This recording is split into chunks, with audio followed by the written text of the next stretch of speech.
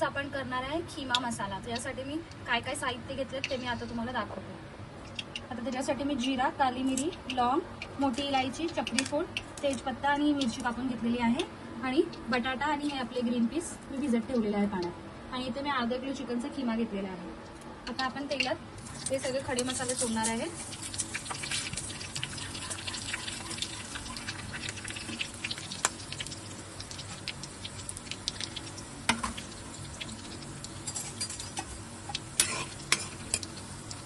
तेलात एकदम गरम झाल्याच्या नंतर मी आता याच्यामध्ये 3 मोठे कांदे कापून घेतलेले आहेत ते ऍड करणार आहे।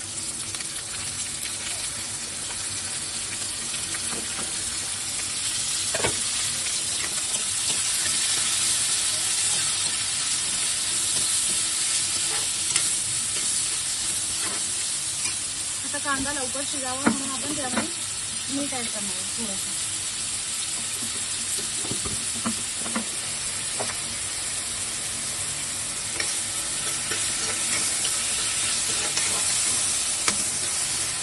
आपल्याला कांदा गोल्डन होईपर्यंत परतवायचा आहे।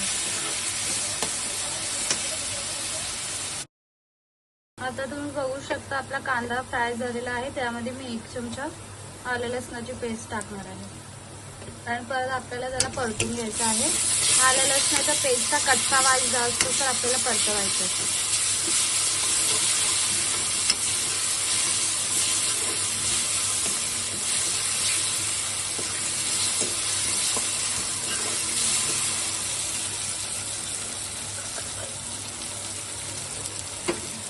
आणि इथे मी 2 मोठे टोमॅटो कापून घेतलेले आहेत, त्याला बारीक चिरून आपल्याला याच्यात ऍड करायचं आहे।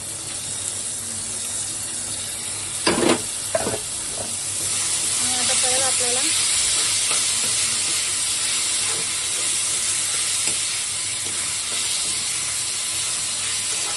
आता टोमॅटो पूर्ण सॉफ्ट होईतो तर आपल्याला गॅसवरती याला परतत राहायचं आहे। नंतर आपण याच्यामध्ये मसाला ऍड करूया। आता तुम्ही बघू शकता टमाटर पूर्णपणे गळून गेलेला आहे। आता त्याच्यामध्ये मी बटाटा आणि आपले ते वाटाणे भिजत ठेवलेले ना ते ऍड करणार आहे मी।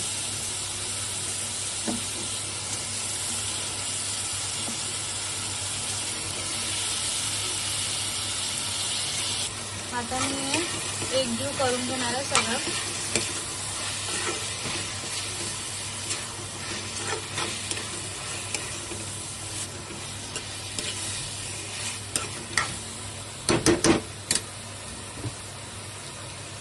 आता आपल्याला याच्यामध्ये मसाला ऍड करायचा आहे। अर्धा चमचा मी मिरची बुकी टाकणार आहे आणि अर्धा चमचा धना पावडर आणि टीस्पून मी याच्यामध्ये हळदी ऍड करणार आहे।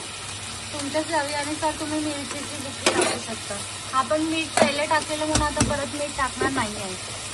आणि परत आता याला एकजीव करून मिश्रणाला आपल्याला 5 मिनिटं परतून घ्यायचं आहे। आता तुम्ही बघू शकता सगळे पूर्ण मसाल्यामध्ये बटाटा एकजीव झालेला आहे। आता त्याच्यामध्ये मी खिमा ऍड करणार आहे। इथे मी आज चिकन खिमा घेतलेला आहे अर्धा किलो, तो आता मी याच्यामध्ये ऍड करणार आहे।